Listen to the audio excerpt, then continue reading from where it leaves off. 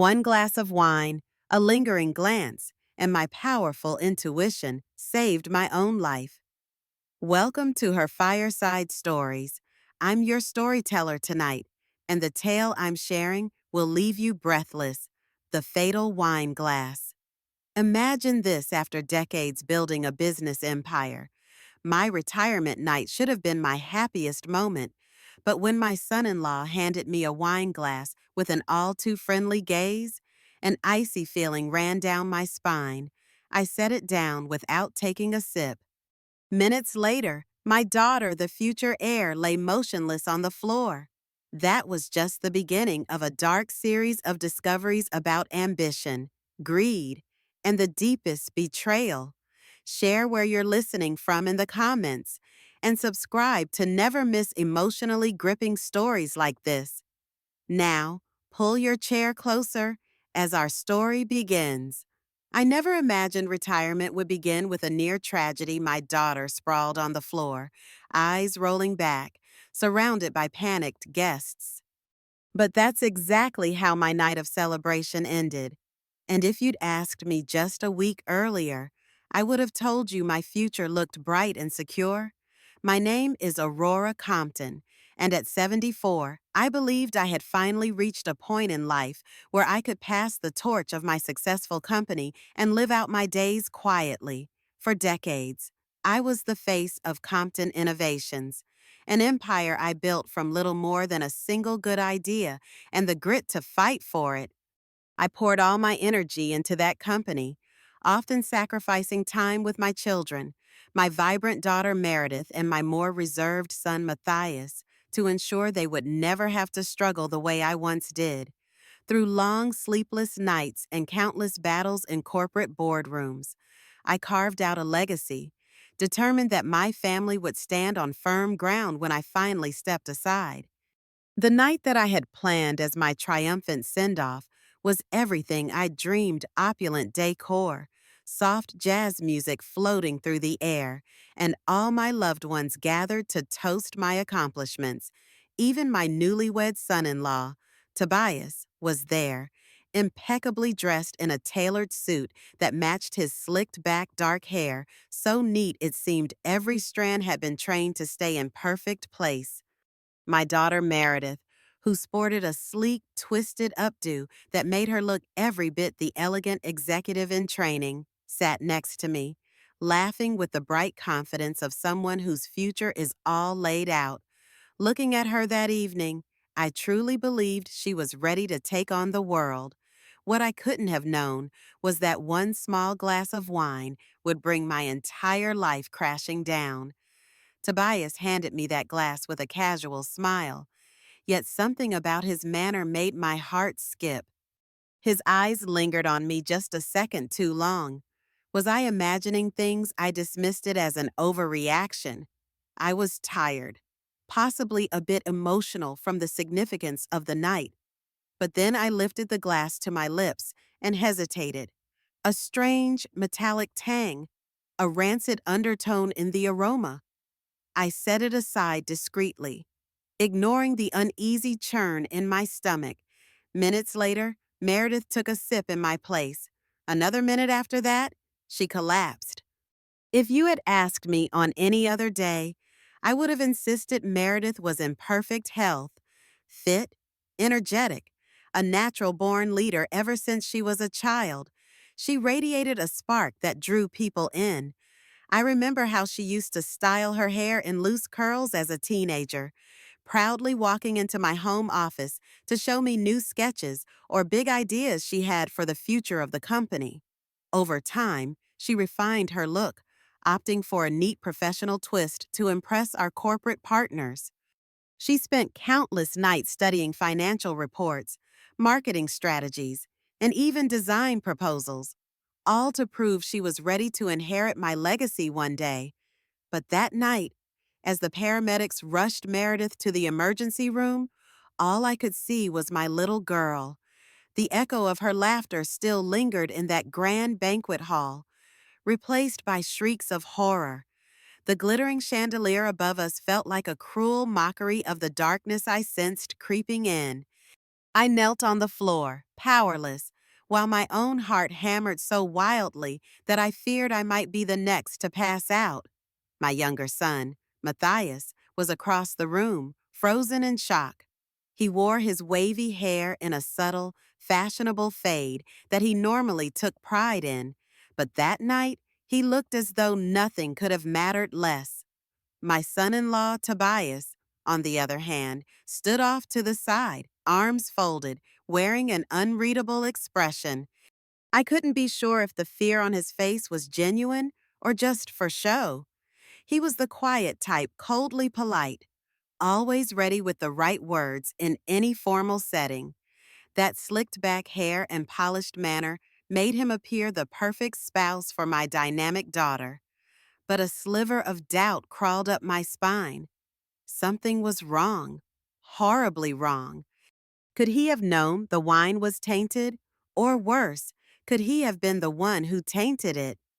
It felt absurd to have such thoughts about my own son-in-law, but as I rose to follow the ambulance, that growing sense of dread refused to let go.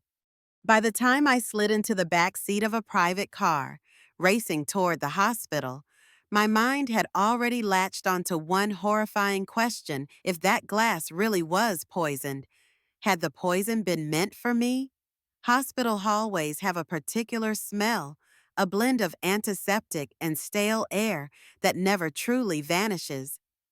Under the harsh fluorescent lights, the celebratory warmth I'd felt earlier melted away, replaced by a grim sense of urgency.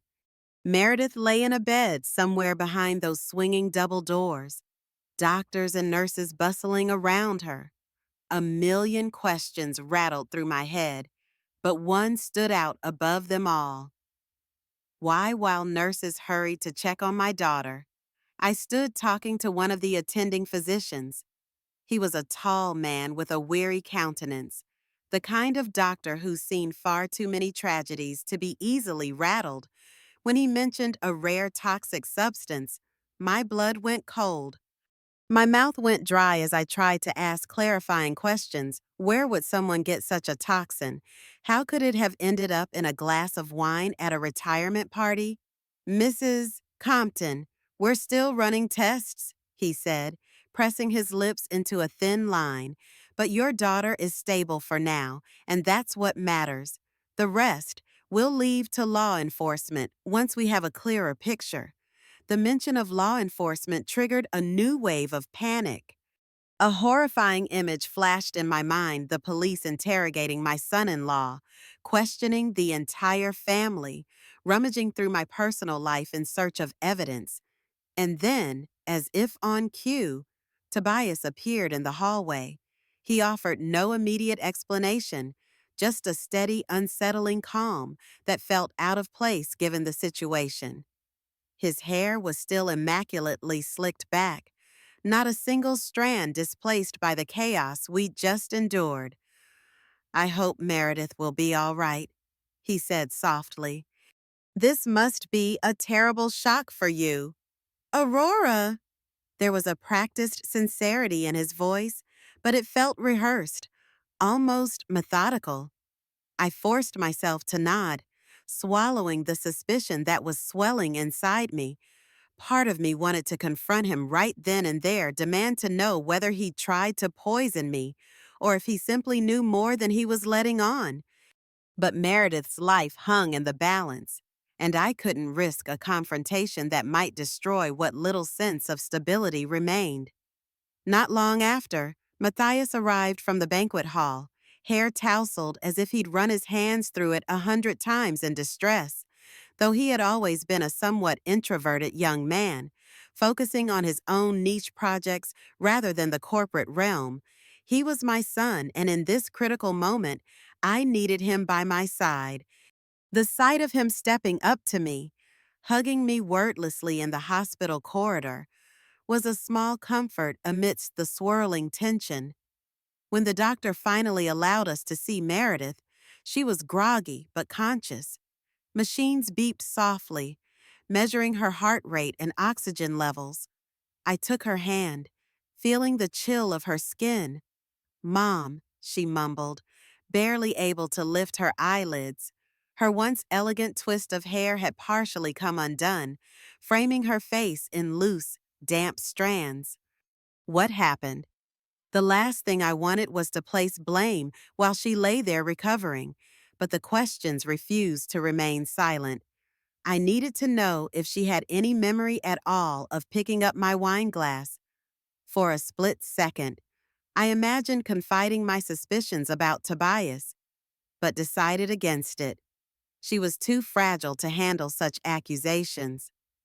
Tobias hovered by the doorway, exuding an air of concern yet somehow detached.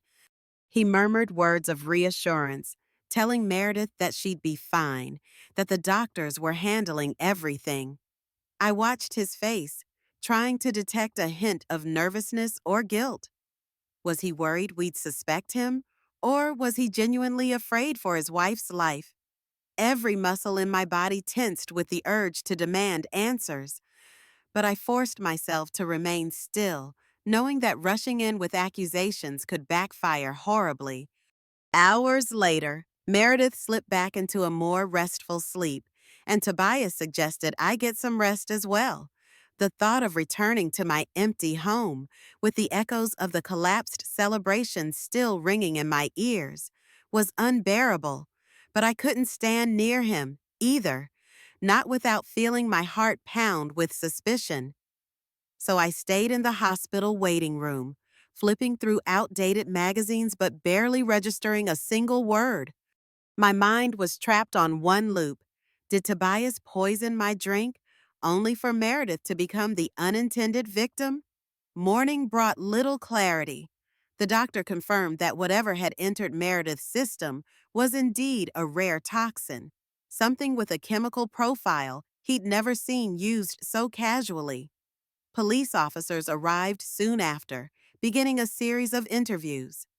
One of them, Detective Rosales, gently prodded me for details. Did you notice anything strange about the wine? Did Tobias appear nervous? My answers came out stilted. I admitted I'd smelled something metallic, but couldn't prove it was poison. I confessed that Tobias had handed me the wine, though I hesitated to accuse him outright. Without hard evidence, my suspicions were just that, suspicions. Throughout the questioning, Tobias stood nearby, expression carefully neutral. He answered the detective's queries with polite composure, claiming he'd simply brought me the first glass he found on the tray. I have no idea how anything toxic could have gotten in there, he said with just the right tone of concern. If I hadn't already been on high alert, I might have believed him, too. He spoke of me as if I were a cherished mother figure, emphasizing how close the family was. The detective seemed to accept his statement without issue, giving him little more than a friendly nod. Meanwhile, Matthias lingered behind me, scanning Tobias's face as if trying to solve a complicated puzzle. My son wasn't one for corporate politics, but he had a knack for reading people's motives, a skill he'd quietly honed while working on tech security for smaller ventures. Even with his confusion and fear, I sensed that Matthias was already trying to piece together a deeper narrative beneath Tobias's carefully chosen words. Finally, when the interrogation ended, I walked outside to get some air. A cold wind lashed at my face, and I realized I hadn't eaten since dinner the previous night. But hunger was the least of my concerns. I stared at the horizon, the hospital looming behind me, and confronted the truths I'd been avoiding. My daughter's life had been in danger. The possibility that my son-in-law was responsible for it was real. My newly minted retirement no longer felt like a joyful turning point. It felt like a noose tightening around my neck. Over the next day, Meredith remained stable but subdued, her body slowly flushing out the mysterious toxin. The hospital staff wanted to keep her under observation, which meant I had plenty of time to delve deeper into my swirling doubts. Every time I looked at Tobias standing by her bedside, gently stroking her hand, my mind jumped to dark places. Could that same hand have poured poison into my glass just hours before I decided that if the police couldn't chase these suspicions aggressively, I would? I phoned an old acquaintance, Gareth Vale, a private investigator who had once helped me discreetly handle corporate espionage issues. Gareth was ex-military, with a buzz cut that made him look perpetually alert. He specialized in tracing digital footprints and hidden motives, just the person I needed if there was any conspiracy afoot. I need you to dig into Tobias's background. I told him. I'm not saying he's guilty, but something is off. Find out if he has connections, debts, or any reason to want me, and by extension, Meredith out of the picture. Even as I initiated this private search, guilt gnawed at me. What if I was wrong about Tobias? If my suspicions were unfounded, I'd be wrecking my daughter's marriage and sowing seeds of distrust. But if I was right, waiting too long could cost Meredith or me our lives. That night, while still at the hospital, I hovered by a window overlooking the city lights. My mind replayed the moment Tobias handed me the glass over and over. Were his eyes glinting with malice? Or was that just the reflection of the chandelier? Did he linger close to see if I'd drink it? Or was he simply being polite? The more I questioned it, the less certain I became. Except for one thing, there was a foul taste and smell, and I was the intended recipient of that wine. 2 days later, Meredith was discharged. Though still weak, she insisted on returning to our home rather than staying in the hospital. She wore her hair now in a simpler style, a single loose braid more practical for her recovery. I was relieved to have her under my roof so I could keep a vigilant eye on her. Tobias, for his part, maintained a doting presence. He went out of his way to cook her favorite soup, fluff her pillows, even place extra blankets on the sofa. If he was guilty, I thought he was putting on an Oscar-worthy performance of the caring husband. Late one evening, I mustered the courage to ask Meredith if she remembered anything unusual about that night. Sitting across from me in the living room, she looked tired and slightly pale, but still the strong daughter I knew. Honestly, Mom, she said, sighing, I barely recall grabbing the wine glass. I saw you set it down, and I was thirsty. Next thing I knew, I was on the floor. And then I woke up in the hospital. What about Tobias? I ventured, trying to sound casual. Did he say or do anything strange before or after that moment? She shook her head. Tobias was just being polite. He offered you wine because he knew you'd been talking to so many guests. You hadn't had a moment to enjoy a drink. I'm sure he never expected it to be poisoned. There was a quiet, unwavering conviction in her tone. She genuinely believed in his innocence. I tried not to press further, fearful of fracturing our relationship, yet the suspicious coil in my stomach only tightened. Could Meredith be ignoring obvious red flags because she loved him? Or had I truly fallen victim to paranoia while I wrestled with these questions? Matthias observed from the sidelines. I often found him studying Tobias with an intense, calculating stare. Yo, son. At times, Matthias would also look at me, as if to say, Don't worry, Mom. I see it too. But neither of us dared voice our doubts to Meredith outright. We both sensed that if we accused Tobias without irrefutable proof, Meredith's defenses would rise. She might side with him and shut us out completely. As the days turned into a week, Gareth's investigation began yielding tidbits of information that only fueled my suspicions. Tobias came from a modest background, his parents having passed away when he was in college. There was no immediate red flag there, nothing that screamed criminal mastermind. Yet Gareth discovered a pattern of short-lived startups. Tobias had been involved in ventures that always seemed to crumble under mysterious circumstances, leaving him unemployed, but never for very long. Even more intriguing were the silent partnerships Tobias held in small businesses across the city: restaurants, consultancies, niche tech firms. None of them were especially profitable on paper, yet he always seemed to have more than enough money to maintain a flashy lifestyle. It doesn't add up. Aurora, Gareth told me during a tense phone call, one or two quiet investments could be chalked up to ambition, but we're looking at a dozen. Where's this capital coming from? And more importantly, where does it go when those businesses fail? My heart pounded in my chest as I digested this. Was Tobias siphoning funds from these ventures? Was he using them as a money laundering operation for something bigger? Or was there a personal vendetta at play? Suddenly, the possibility of him targeting my family empire, Compton Innovations, seemed frighteningly plausible. If he could poison me, pass the business to Meredith, and eventually maneuver himself into a position of power, he might gain access to the vast resources he'd only dreamed of before. An icy sweat broke out on my forehead. I had to act decisively, but I also had to protect Meredith from the fallout if my suspicions were wrong.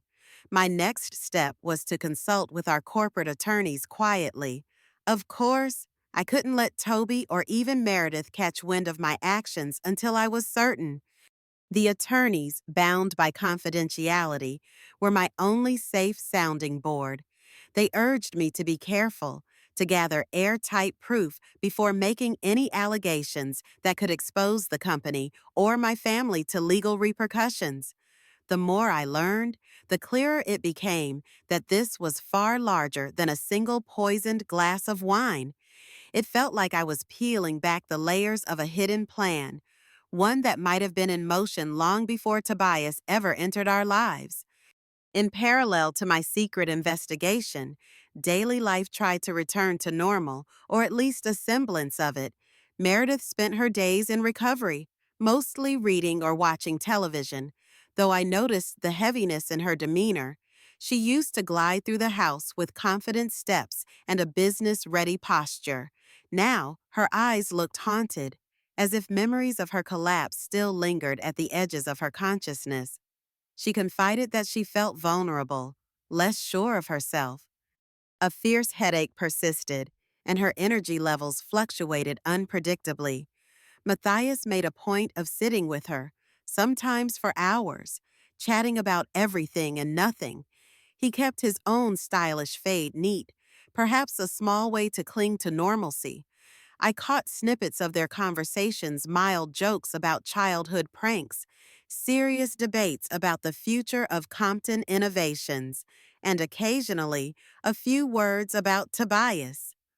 In those moments, Meredith's tone took on a defensive edge, as though protecting someone she desperately wanted to trust. Meanwhile, Tobias expertly maintained his facade. He cooked dinner, insisting on fresh ingredients he bought himself. He offered to run errands, purchased thoughtful gifts for Meredith, and even struck up friendly banter with Matthias about sports and tech. Anyone observing from the outside might see a devoted husband making amends for a frightening scare, but I couldn't shake the feeling that every gesture was calculated, measured, part of a carefully orchestrated persona. Late one evening, a minor breakthrough arrived. Gareth sent me an encrypted email with attachments: private communications from Tobias to a third party. The messages were vague, but suggested some financial dealings tied to my company contracts, stock options, and suspicious references to ensuring Aurora's exit is swift. My eyes flitted over those words repeatedly, my heart throbbing. It looked like a plan to push me out of my own empire, with Meredith presumably taking the reins. I stared at my reflection in the computer screen. My once sharp silver bob, a style I'd adopted to exude confidence and experience, felt almost symbolic of how much I'd fought to be here, to retire on my own terms. Yet Tobias's plan, these shady messages, threatened to undermine it all. When Meredith fell asleep that night, I made a fateful decision: I would confront Tobias. It wasn't going to be a public spectacle. I didn't want Meredith to witness a confrontation that might shake her fragile recovery. Instead, I found him in the study, one of the quieter rooms in the mansion, lined with floor to ceiling bookshelves showcasing volumes on entrepreneurship, technology, and corporate law. I'd spent countless hours there shaping my ideas and forging business alliances. Now, it felt more like a battleground. Tobias stood by the oak desk, flipping through papers. His expression registered mild surprise when I walked in, but he masked it quickly. "Couldn't sleep?" he asked, a polite half smile on his face.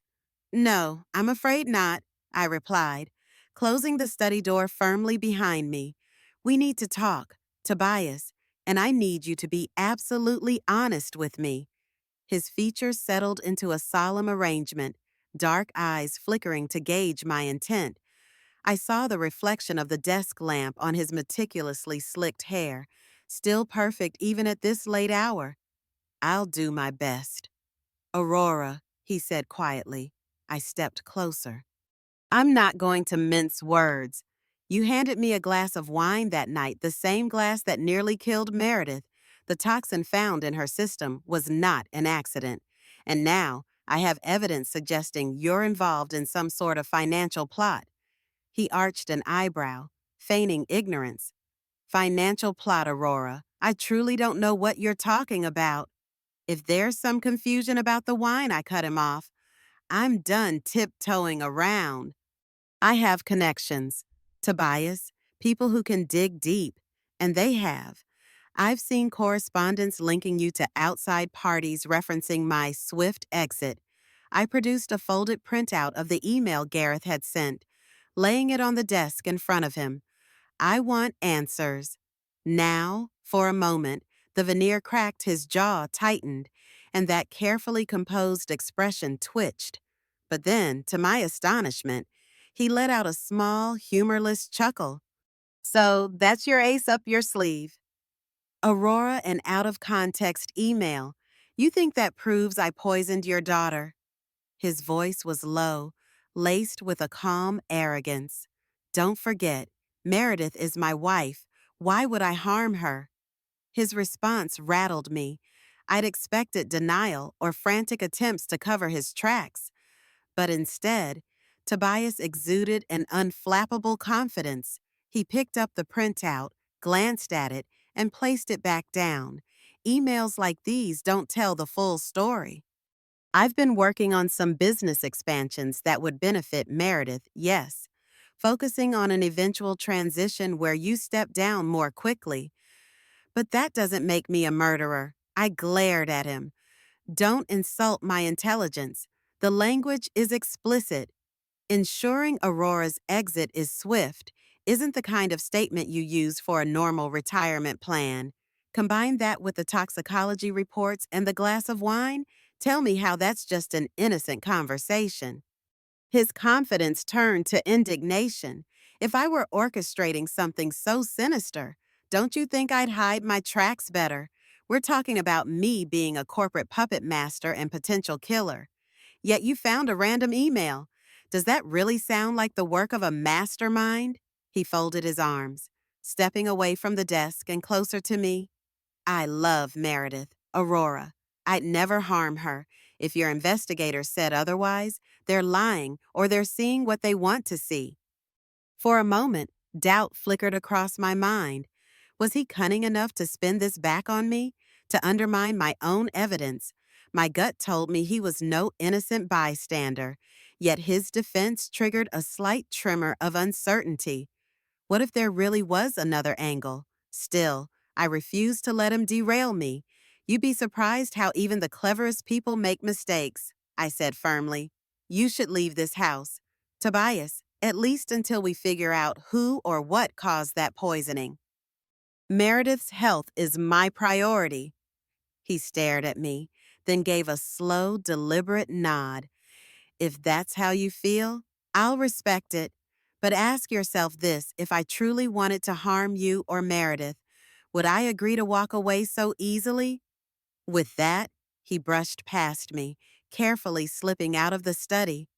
I sank into the leather armchair by the desk, my chest tight.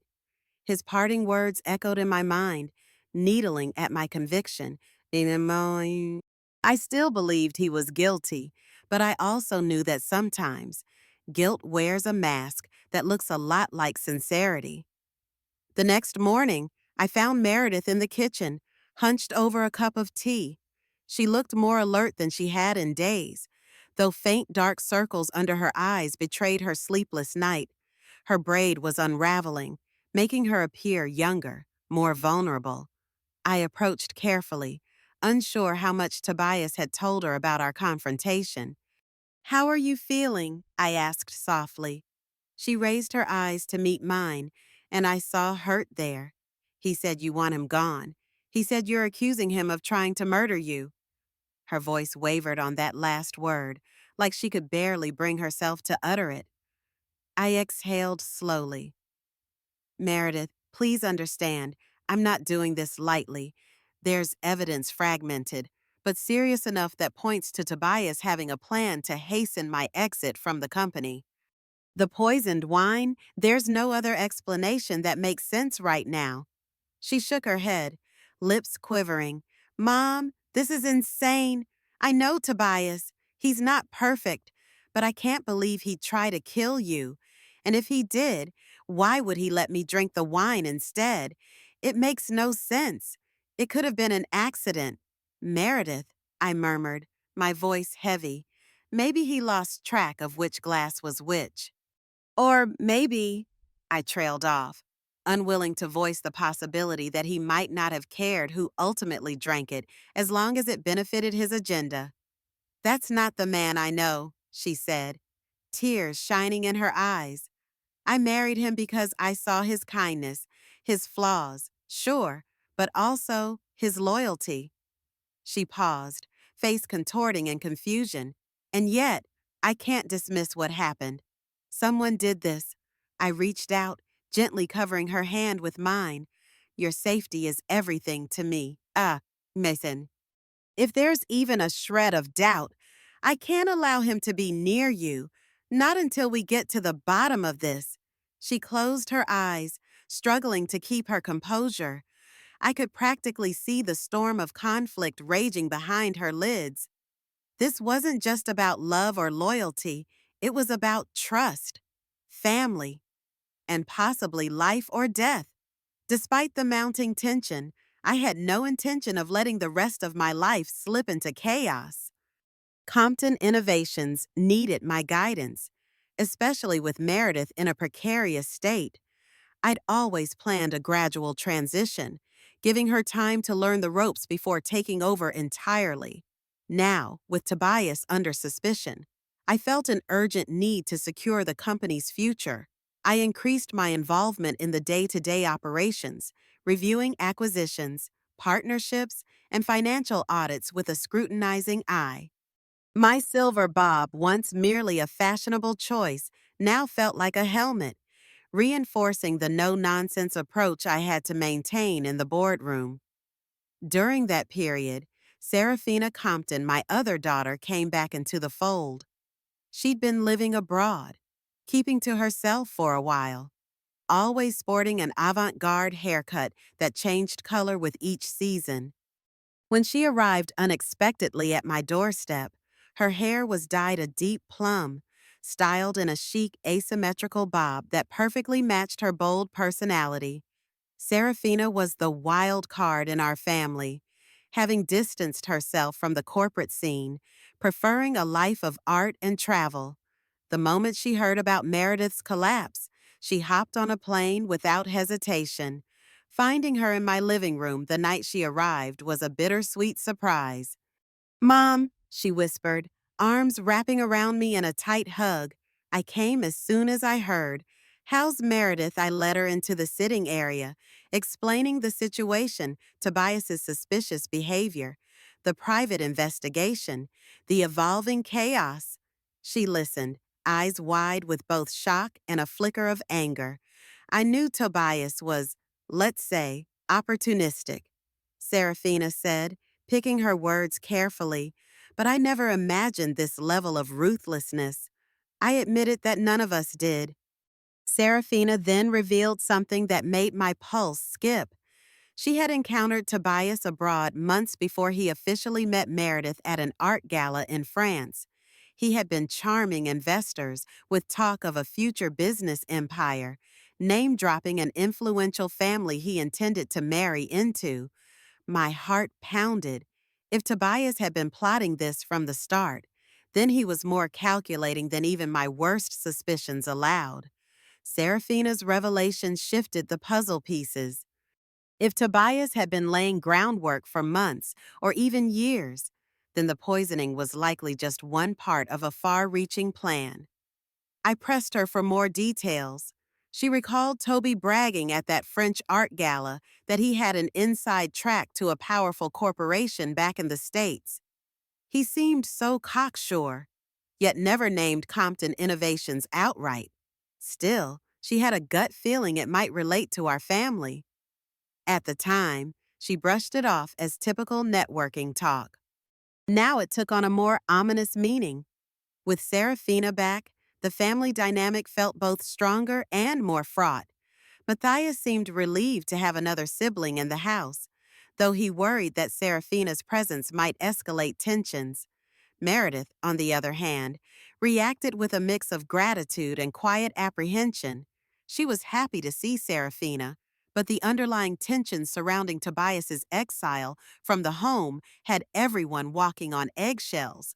À cause Cécile. That same week, Gareth delivered another bombshell. He had traced certain shell companies linked to Tobias's digital footprint. These shells appeared to funnel money into major competitor enterprises of Compton Innovations. It seemed Tobias or someone connected to him was feeding funds to the competition, possibly to weaken our market position. If that was the case, removing me as the protective figurehead would make it easier for those rival entities to stage a hostile takeover.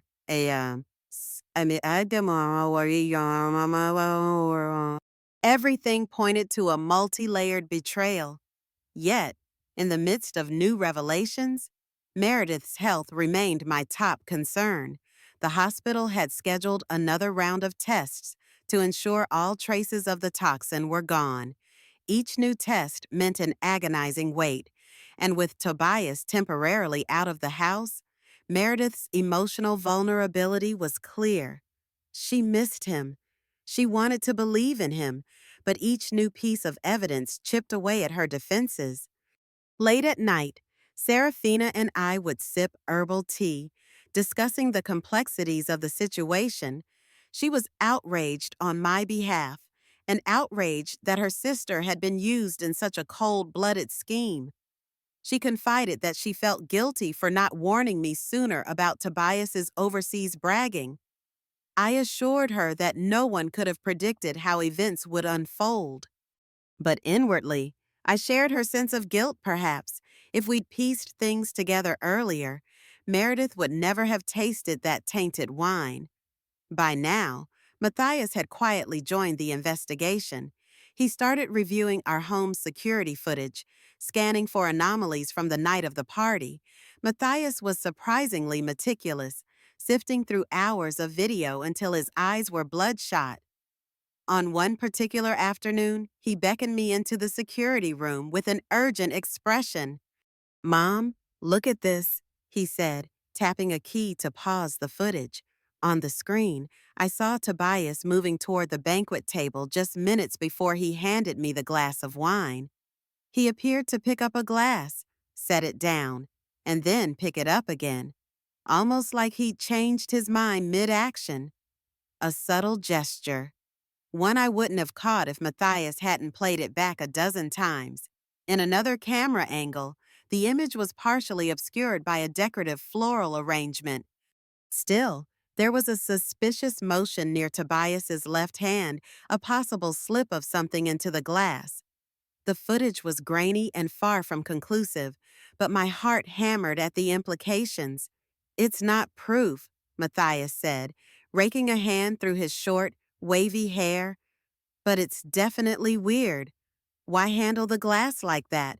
And what's he doing with his left hand?" A swirl of emotions overtook me: anger, betrayal, fear. The puzzle pieces were almost aligning perfectly: Toby's suspicious finances, the shell companies, the bragging in France, the ambiguous but incriminating email, and now this snippet of footage. It all painted a portrait of a calculated, cruel opportunist. I wanted to march straight to the police with this new footage, but Gareth advised caution. The video's resolution was poor, and Tobias's defense lawyer could argue it showed nothing concrete. He might claim he was simply fiddling with the glass. Moreover, Meredith's statement that Toby was simply being kind would complicate matters. Without direct forensic proof that Tobias introduced poison, we risked a slander lawsuit, or, worse, Toby slipping away unpunished if charges were prematurely filed. Still, the tension in the house was suffocating. Each new clue only sharpened the sense of betrayal. Seraphina's presence helped her fiery spirit refuse to let me sink into despair. But I could see the lines of stress deepening on her face, too. The looming question remained: how do we nail Tobias without destroying Meredith's already fragile state of mind? Seraphina took it upon herself to confront Meredith more directly than I ever dared. One evening, after a silent dinner in which we all picked at our plates, Seraphina gently asked Meredith to join her in the parlor. They shut the double doors, leaving Matthias and me alone in the dining room, tension thick as gravy. We exchanged anxious glances, wondering what fireworks might erupt. From behind the doors, I heard muffled voices, Seraphina's passionate, urgent tone interwoven with Meredith's trembling replies. It felt like an eternity before they emerged. Seraphina's eyes were rimmed with tears, yet she carried herself with a quiet resolve. Meredith looked pale, her loose braid now falling apart entirely, strands framing her face in disarray. But there was a flicker of determination in her gaze, a steely glint that suggested she'd finally allowed doubt to creep in. Later that night, Meredith knocked on my bedroom door, asked if she could come in. She looked smaller somehow, dwarfed by the plush robe she wore. "I spoke to Seraphina," she murmured, eyes flickering away from mine. "She told me everything about France, about the suspicious emails, the shell companies. Why didn't you tell me all of this sooner?" My throat tightened. "Because you'd just recovered from a severe poisoning, and I didn't want to burden you with unconfirmed accusations. I also feared you wouldn't believe me without seeing it for yourself." She sank onto the bed beside me. "I don't want to believe it, but I'm starting to see how things line up. And if Tobias really did, I mean, if he—" Her voice wavered, tears threatening to spill. I put an arm around her shoulder, pulling her close. "I'm so sorry, sweetheart," I whispered. "I wanted to protect you." She nodded, blinking back tears. "I know. I don't know how to reconcile the Tobias I love with this version of him who might be capable of—" She trailed off, unable to say the word murder. I held her for a while, stroking her hair. This was the moment I dreaded when the illusions came crashing down, leaving nothing but heartbreak. But it also felt necessary, a final step toward ensuring Meredith saw reality for what it was, no matter how painful. In the days that followed, Meredith wrestled with her next move. Tobias had left our home but wasn't exactly hiding. He texted and called her frequently, pleading his innocence, claiming misunderstandings. She read his messages with a stony face, occasionally letting out a shaky breath. Once, she even threw her phone across the room after reading a particularly insistent text. I retrieved it for her, noticing the lock screen. "Please, my love, I would never hurt you. We need to talk." Meanwhile, Seraphina and I held strategizing sessions with Gareth, trying to form a rock-solid case. The best angle, Gareth proposed, was to combine the partial security footage, Toby's suspicious finances, the shell companies, and any direct statements he'd made that might imply guilt. We need one smoking gun, Gareth insisted, something a prosecutor can't dismiss as circumstantial. If Tobias was careless somewhere, we'll find it. Matthias contributed in his own quiet way, further analyzing Toby's digital footprint. He discovered that Toby had made frequent visits to a remote property on the city outskirts, a dilapidated warehouse belonging to one of his defunct startups. Why would he go there so often? We theorized it could be a storage site for illicit materials, or a location to meet co-conspirators discreetly. Behind every step forward, however, lay the emotional toll on Meredith. Late one night, I found her standing by a window, silhouetted by moonlight, tears glinting on her cheeks. She whispered, "If this is all true, I don't know who I married, Mom. Was our entire relationship a lie?" The anguish in her voice cut me deeply. I wanted to assure her that none of this was her fault, that she'd simply fallen prey to a man whose ambition overshadowed his morality. But all I could do was hold her hand and remind her she wasn't alone. I felt the strain on myself as well sleepless nights, a constant knot in my stomach.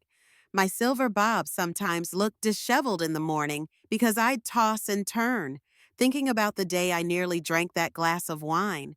The thought never ceased to haunt me had I taken even one swallow.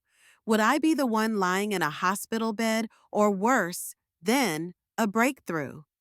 Gareth discovered that a local supplier of laboratory chemicals had an unusual invoice matching the description of the toxin found in Meredith's system. The buyer used a pseudonym, but the shipping address led straight to that dilapidated warehouse Toby was visiting. No one else we could connect to Toby seemed to frequent that location. It was a crucial link, one that put Tobias squarely in the realm of prime suspect.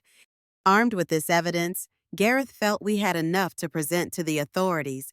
It's still largely circumstantial, he warned, but strong circumstantial, combined with the lab results, the security footage, and Toby's suspicious financial ties. It's enough to make the police take this seriously. Meredith, drained but resolute, agreed to file a formal statement outlining her suspicions. It was heart-wrenching to watch her do so, voice quivering as she recounted the events of that fateful night. She concluded her statement by acknowledging, "I love Tobias, but I cannot deny the mounting evidence. I need the truth." The police wasted no time. They secured a warrant to search the warehouse and, sure enough, discovered traces of the same toxin on a table in a makeshift lab area. A hidden compartment contained vials labeled with complex chemical names, along with notebooks filled with references to Project Exit. My blood ran cold at that phrase. Was I Exit? Was the plan to remove me and take over the family enterprise? Tobias was arrested for questioning, and the news broke publicly within hours. I cringed at the media fallout poison in high society. Heir apparent accused of attempted murder, headlines braid. Shareholders of Compton Innovations bombarded me with calls, worried about the company's stability. My phone buzzed ceaselessly, each ring a reminder of the precarious situation my family now faced. In the midst of this chaos, Serafina stepped up with surprising composure, giving a brief public statement on behalf of the family. "We are cooperating fully with law enforcement and remain committed to Meredith's full recovery. Compton Innovations remains strong and unwavering." Her asymmetrical plum bob, once a symbol of her free-spiritedness, now appeared as a warrior's helmet in front of a sea of cameras. She concluded by reminding the public that while the allegations were grave, we trusted the legal process to uncover the truth once and for all. Tobias maintained his innocence, of course. He claimed he'd been framed, that any ties to a chemical purchase were for legitimate research into alternative packaging materials, a flimsy explanation, given the toxicity level.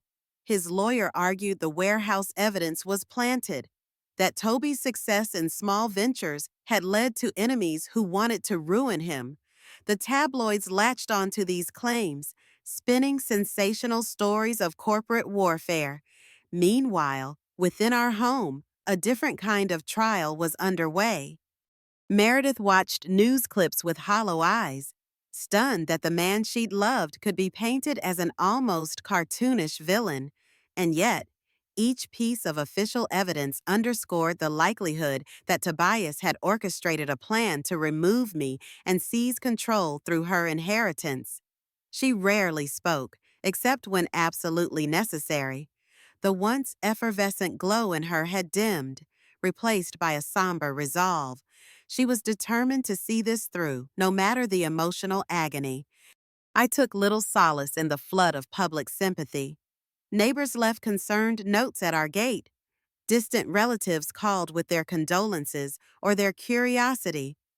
Through it all, Serafina remained a pillar of strength, refuting wild accusations and reminding me to eat, drink water, and try to rest.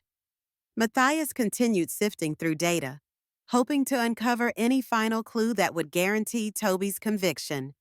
My responsibilities at Compton Innovations ballooned. Shareholders demanded reassurance that the scandal wouldn't topple our stock values, and I fielded endless conference calls with the board.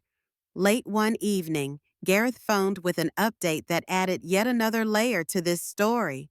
Aurora, you should know that Toby's finances reveal an interesting beneficiary in the event something happened to you and Meredith. He took out an insurance policy on your life, labeling himself as a secondary beneficiary, with a significant percentage going to an unknown third party. My stomach churned. This was further damning evidence, an undeniable sign that Toby expected to profit from my potential exit, but it also hinted at a conspiracy bigger than just him. Who was this third party, and what role did they play as Toby's legal battles moved forward? The phrase unknown third party stuck in my mind. Was there a puppet master above even Toby? The possibility that someone else had orchestrated the poison weighed heavily on my thoughts. Yet, each detail still pointed to Toby as the prime mover, the one who physically slipped that lethal substance into my wine glass. If there was a broader conspiracy, it hadn't fully surfaced. Amid these swirling suspicions, a surprise visitor arrived one afternoon. A woman named Arabella Price, sporting a polished blazer and hair styled into an elegant chignon reminiscent of corporate execs, knocked at our front door. She introduced herself as Toby's cousin, though the genealogical specifics were muddled. According to her, she was here to clear the air. None of us in Toby's extended family ever condoned the path he took, Arabella said, a tremor in her voice. She revealed that Toby had always been the ambitious one, even as a child, often boasting that he'd marry into wealth and surpass all of his relatives. Arabella described how Toby seemed to spend money extravagantly for years, with no clear source of stable income, yet she confessed she never thought it would spiral into attempted murder. Her words offered more evidence to Toby's character, but nothing that directly implicated a bigger conspiracy. Still, I found Arabella's timing intriguing. Why come now, right after Toby's arrest? Was she fishing for information or genuinely guilt-ridden as she prepared to leave? She placed a hand gently on my arm. Meredith is a good person, she said softly. She deserves better. If Toby really did this, I hope he pays dearly. Once Arabella was gone, I stared at the door, a swirl of conflicting emotions churning inside. Her visit confirmed Toby's cunning nature from an outside perspective, but it also fueled a fresh wave of anger in me. If so many people knew Toby harbored unscrupulous ambition, why had no one warned us sooner? The unfortunate reality was that sometimes families harbor secrets, turning a blind eye until disaster strikes. The ensuing weeks felt like a marathon of depositions, court hearings, and a never-ending parade of lawyers. Each day, Toby's legal team attempted to poke holes in our allegations, the grainy security footage, the circumstantial nature of the emails, the so-called planted chemicals at the warehouse. They even trotted out a toxicologist who suggested Meredith's collapse could have been due to an unidentified allergic reaction. My fury simmered just beneath the surface, watching them twist the facts. But Gareth and the prosecutors remained steadfast. They had assembled enough pieces to form a damaging mosaic of evidence. Throughout this process, Meredith's health stabilized. Freed from the lingering toxin, she regained some of her old vigor, though a quiet sadness still permeated her. I watched her in the evenings as she read new product proposals for Compton Innovations or joined me in strategy meetings. She'd lost some of her innocent sparkle, but gained a determined edge. Her hair, once meticulously styled, was now pulled back in a simple ponytail, an outward reflection, perhaps, of how she prioritized function over form after nearly losing her life. Meanwhile, Serafina decided to stay indefinitely, moving her suitcase into one of the guest rooms and turning it into a makeshift art studio. Stacks of canvases and paint tubes lined the walls. When the corporate drama became too suffocating, I would step in there for a moment of solace, watching Serafina's brushstrokes bring color to blank canvases. Some nights, Matthias joined her, offering his own brand of quiet companionship. Despite the gloom overshadowing us, I saw fleeting glimpses of sibling unity that I'd once feared lost. Then, at last, the day came for a major break in the case. A forensic accountant tracked the suspicious flow of funds from Toby's shell companies back to a single foreign account. That account, in turn, had Toby's name and a forged signature from Meredith, implying she'd approved certain transfers. This new discovery directly linked Toby to financial malfeasance and attempted fraud, strengthening the motive argument. More importantly, it shattered Toby's stance that all deals were made with Meredith's blessing or knowledge. It showed deliberate deceit one more nail in his legal coffin. With the foreign account evidence in hand, the prosecutors made a decisive move, pushing for a formal trial. Toby, now out on bail, tried to contact Meredith multiple times, begging to speak in private. She refused every request. I hated seeing the guilt etched on her face each time she declined his calls, but I was proud she stood firm. We'd all come too far to waver now. Behind the scenes, Compton Innovations braced for the public scrutiny of a high-profile trial. I convened an urgent board meeting to announce a set of internal reforms, tighter compliance checks, routine audits, and new corporate governance policies. While the trial was primarily about Toby's alleged murder attempt and fraud, the company's reputation still took a hit. Clients and partners demanded reassurance that Compton Innovations wasn't complicit in any wrongdoing. So we pledged transparency, inviting third-party auditors to confirm that Toby had acted alone. I was determined that no matter the personal toll, my life's work would remain untainted. In a quiet exchange one evening, I handed over more responsibilities to Meredith. "When all this is behind us," I said, voice trembling slightly, "you'll be the public face of Compton Innovations. You're strong enough now to handle it, no matter the trials we face." She looked at me with tearful gratitude, but behind her eyes flickered a hint of reluctance. Perhaps she feared she would never fully escape the memory of how close Toby came to taking my place and her life. As the trial date approached, our family gravitated between intense planning sessions with prosecutors and rare moments of downtime. In those moments, we clung to each other like survivors of a shipwreck. Serafina painted mesmerizing scenes of calm oceans and starry skies. Matthias focused on protective measures for our home, installing advanced security systems and encryption for our devices, and I immersed myself in daily routines at the company, refusing to let Toby's betrayal overshadow the legacy I'd fought so hard to build. Yet each night, as I turned off the lights, I felt that creeping dread. The final confrontation with Toby was imminent, and once more, everything I held dear hung in the balance. The trial lasted 3 long weeks. Toby's defense team spun a web of alternate theories and half-truths, but the prosecution methodically dismantled each argument. They showed the court the warehouse footage, the chemical invoices, the toxicology report matching the substance in Meredith's bloodstream, and the forged signatures linking Toby to fraudulent transfers. Each new piece of evidence stacked against him like bricks sealing off his escape. When Gareth took the stand, he presented the digital footprints that proved Toby had orchestrated the purchase of the toxin. Even Toby's carefully maintained composure cracked when he was cross-examined about the shell companies and foreign accounts. Meredith sat by my side throughout the proceedings, wearing a conservative blazer and her hair clipped back neatly. She radiated quiet fortitude, barely flinching when Toby turned pleading eyes in her direction. Serafina and Matthias occupied the row behind us, and on each break, they offered supportive hugs and whispered reassurances.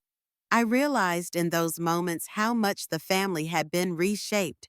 We were forced into unity, not just by blood, but by survival. On the final day, both sides presented closing arguments. Toby's lawyer insisted the evidence was circumstantial, that Toby had been set up by business rivals, and that the glass of wine incident was a tragic coincidence. The prosecutor countered by painting a clear narrative of Toby's motive: financial gain, fueled by an elaborate plan to take over Compton Innovations. I can still recall the hush that fell over the courtroom as the jury filed out to deliberate. Each minute of waiting felt like an hour, and my heart pounded to a point of physical pain. When the jury returned, their verdict was swift guilty on multiple counts, including attempted murder, fraud, and conspiracy. Toby stood pale-faced, hair no longer perfectly slicked back, the stress of the trial unraveling his polished appearance. He glanced once more at Meredith, who, in that moment, averted her gaze, tears slipping down her cheeks.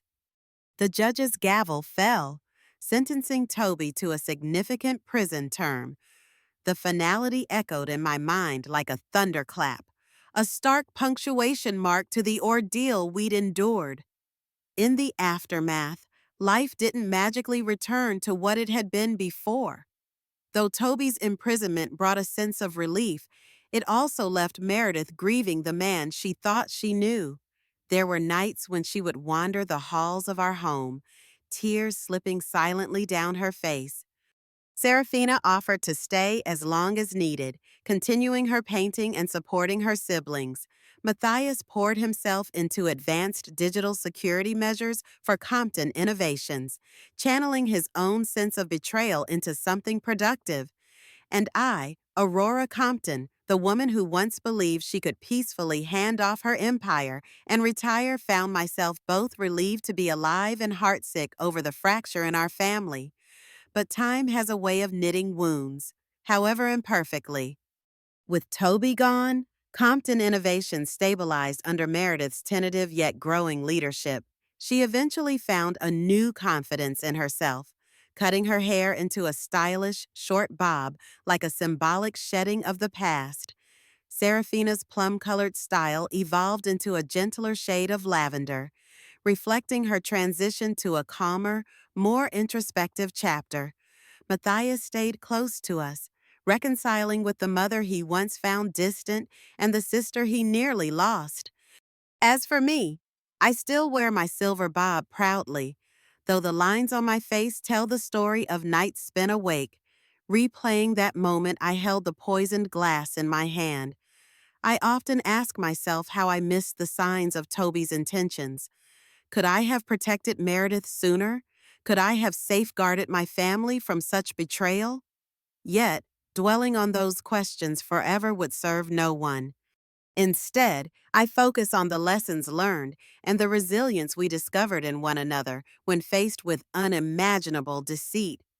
My retirement looks different now. It's not a triumphant stroll into the sunset. It's a cautious, deliberate step away from daily operations. Meredith handles investor calls and product launches, while I offer quiet guidance, stepping in only when she requests my counsel. Every once in a while, I gaze out of my study window, remembering the night I refused to drink that suspicious wine. The memory is a grim reminder of how close evil came to winning, but also a testament to survival, love, and the unbreakable threads that bind a family, even when they fray. And so, dear listeners, as the embers of our fire fade to a soft glow, we leave Aurora Compton's family forever changed, survivors of a betrayal that nearly destroyed everything they held dear. A single moment of intuition, refusing that wine glass altered the course of their lives. It makes me wonder, how many times has your own instinct whispered warnings you couldn't explain? Perhaps that quiet voice deserves more of our attention than we realize. The Comptons may have lost their perfect family portrait, but they discovered something far more valuable: an unbreakable bond forged in the fires of adversity. If this story resonated with you, please share your thoughts in the comments below. Did you suspect Tobias from the beginning? What moment sent chills down your spine, and whose transformation moved you most? Meredith cutting her hair to symbolize her fresh start, or Aurora finding the strength to rebuild her legacy? Don't forget to subscribe for more spine-tingling tales of family secrets, betrayal, and triumph. Next week's story involves another seemingly perfect family, a mysterious letter from the past, and a revelation that will leave you questioning everything you thought you knew about loyalty. Until we meet again by the fireside, remember, sometimes the most dangerous threats wear the most charming smiles.